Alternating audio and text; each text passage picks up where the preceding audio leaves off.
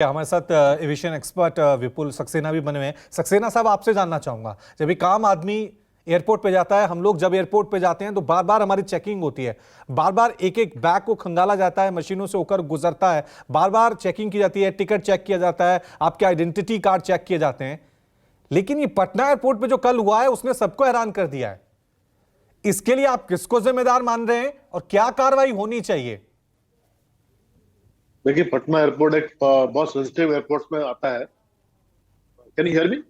जी जी जी, सक्सेना साहब। हाँ।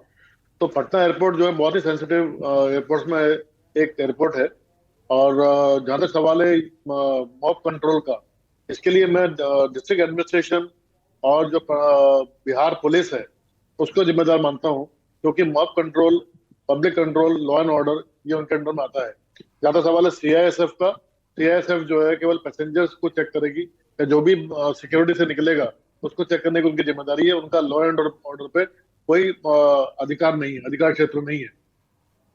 दूसरा, मैं रिस्पॉन्सिबल मानूंगा पटना एयरपोर्ट के जो अधिकारी हैं, एयरपोर्ट अथॉरिटी के जो डायरेक्टर्स हैं, उनको पटना डिस्ट्रिक्ट एडमिनिस्ट्रेशन से पहले ही ये सपोर्ट मांग लेना चाहिए था कि भाई एयरपोर्ट के आसपास पुलिस बंदोबस्त हो, बैरिकेडिंग हो, ताकि आम जनता इस तरफ नहीं आ पाए।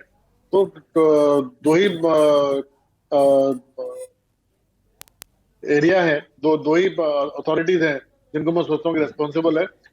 एक तो डिस्ट्रिक्ट एडमिनिस्ट्रेशन एंड दूसरा पटना एयरपोर्ट अथॉरिटी। लेकिन इसमें क्या बाबा बागेश्वर की कोई गलती नहीं? क्योंकि उनकी तो जिम्मेदारी बनती है अपने भक्तों को ये कहने की कि आप इस तरह से हजारों की संख्या में भीड़ ना आए उनको। नहीं तो नहीं, देखिए, बाबा जी को आप जिम्मेदार नहीं मान सकते, क्योंकि बाबा बाबा आए थे भक्तों के लिए। ठीक है। और वो हमेशा, आप देखिए, उनके जितने भी कार्यक्रम हुए हैं उसमें पूरा डिसिप्लिन उन्होंने मेंटेन किया है। तो जहां भी उनका कंट्रोल था वहां उन्होंने बाकायदा पूरे कंट्रोल में सब कुछ काम किया है।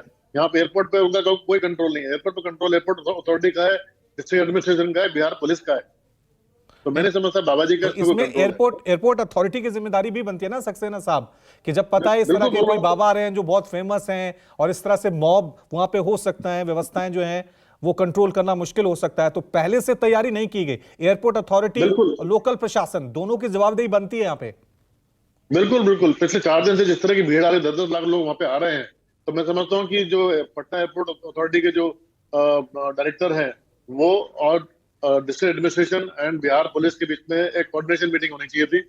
वो पूरा मॉब कंट्रोल कैसे करना है, बैरिकेडिंग कैसे कैसे होनी चाहिए, कितनी दूर तक लोगों को आना जाना अलाउड होना चाहिए, किस तरह की चेकिंग होनी चाहिए, ये सब जो है पूरा एक प्लान होना चाहिए था। आई थिंक उसमें बहुत बड़ी चूक हुई है। एक और चीज जो मैं आपसे जानना चाहूंगा एज ए एविएशन एक्सपर्ट, इस तरह के लोग जब रनवे तक पहुंच जाते हैं, प्लेन के बिल्कुल करीब तक पहुंच जाते हैं, जहां पर कई सैकड़ों फ्लाइट्स जा रही हैं, आ रही हैं, लैंड कर रही हैं, टेक ऑफ कर रही हैं, कितना बड़ा खतरा होता है इस तरह से मॉब जो है, भीड़ जो है वो बिल्कुल नजदीक तक पहुंचाती है प्लेन पे।